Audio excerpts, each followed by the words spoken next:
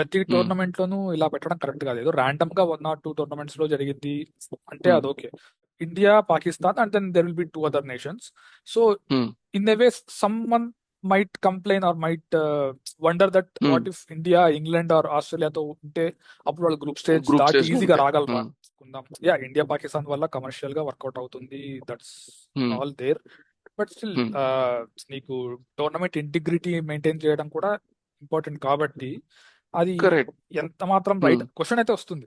మనకు బాగుంటుంది right, right. Indian fans గా, ఓకే ఇండియా పాకిస్తాన్ ఓకే.